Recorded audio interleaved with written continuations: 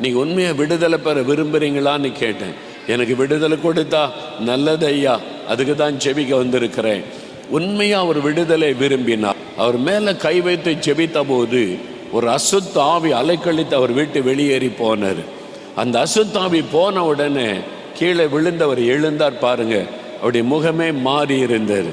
என்னை விட்டு ஒரு அசுத்தாவி போயிட்டு அதன் பிறகு அவர் டாஸ்மாக் கடைக்கே போகவில்லை. அவரின் பிறகு குடிக்கணுன்ற எண்ணமே வரவில்லை. இயேசுடைய ஒரே ஒரு தொடுதல் அந்த பாவத்திலிருந்து விடுதலை. பாருங்க, அந்த அசுத்தாவி விலகி, குடிவரியின் ஆவி விலகி போனது.